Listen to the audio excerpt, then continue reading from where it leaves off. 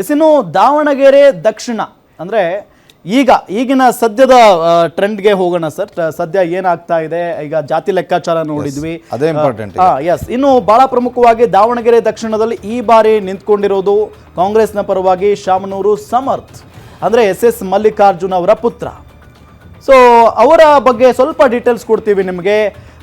ಇವರು ವೀರಶೈವ ಲಿಂಗಾಯತ ಸಮುದಾಯಕ್ಕೆ ಸೇರಿದವರು. ಇವರ ವಯಸ್ಸು 27 ಜಸ್ಟ್ ಈಗ. ಇನ್ನು ವಿದ್ಯಾಭ್ಯಾಸ MSc ಬಿಸ್ನೆಸ್ ಮ್ಯಾನೇಜ್ಮೆಂಟ್ ಅಲ್ಲಿ MSc ಮಾಡಿದ್ದಾರೆ ಇವರು, ಪದವೀಧರ.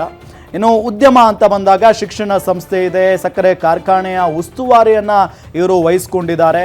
ಇವರ ಆಸ್ತಿ 11.23 ಕೋಟಿ. ಜೊತೆಗೆ ಇವರ ಹಿನ್ನೆಲೆ, ತಾತ ಮಾಜಿ ಸಚಿವ ಶಾಮನೂರು ಶಿವಶಂಕರಪ್ಪನವರು, ತಂದೆ ಸಚಿವರಾಗಿದ್ದಾರೆ ಈಗ ಹಾಲಿ SS ಮಲ್ಲಿಕಾರ್ಜುನ್ ಅವರು, ತಾಯಿ ಪ್ರಭಾ ಮಲ್ಲಿಕಾರ್ಜುನ್ ಅವರು ಈಗ ಸಂಸದೆ ಅವರು. ಸೊ ಆ ನಿಟ್ಟಿನಲ್ಲಿ ಇವರ ಬ್ಯಾಕ್ಗ್ರೌಂಡ್ ದೊಡ್ಡ ಮಟ್ಟದಲ್ಲಿನೇ ಇದೆ. ಸೊ ಹಾಗಾಗಿ ಬಹಳಷ್ಟು ಕುತೂಹಲ ಅಂತೂ ಇದ್ದೇ ಇದೆ. ಇನ್ನು BJPಯ ಅಭ್ಯರ್ಥಿ ಯಾವ ರೀತಿಯಾಗಿದ್ದಾರೆ, ಅವರ ಹಿನ್ನೆಲೆ ಏನು ಸ್ವಲ್ಪ ನೋಡ್ತಾ ಹೋಗೋಣ. ಶ್ರೀನಿವಾಸ್ ದಾಸಕರಿಯಪ್ಪ BJP ಅಭ್ಯರ್ಥಿ. ಇವರ ಸಮುದಾಯ ST ವಾಲ್ಮೀಕಿ ಸಮುದಾಯ ಇವರದ್ದು. ಅದಾದ ನಂತರ ವಯಸ್ಸು ಇವರಿಗೆ 45. ಇನ್ನು ವಿದ್ಯಾಭ್ಯಾಸ BE ಇನ್ಫಾರ್ಮೇಷನ್ ಟೆಕ್ನಾಲಜಿ ಇವರು ವಿದ್ಯಾಭ್ಯಾಸ.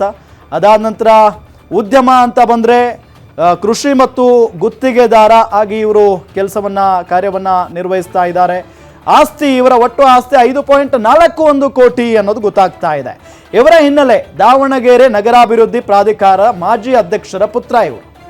ದಾವಣಗೆರೆ ನಗರಾಭಿವೃದ್ಧಿ ಪ್ರಾಧಿಕಾರದ ಮಾಜಿ ಅಧ್ಯಕ್ಷರ ಪುತ್ರ. BJP ST ಮೋರ್ಚಾ ಉಪಾಧ್ಯಕ್ಷರಾಗೂ ಕೂಡ ಸದ್ಯಕ್ಕೆ ಇವರು ಕಾರ್ಯವನ್ನು ನಿರ್ವಹಿಸ್ತಾ ಇದ್ದಾರೆ.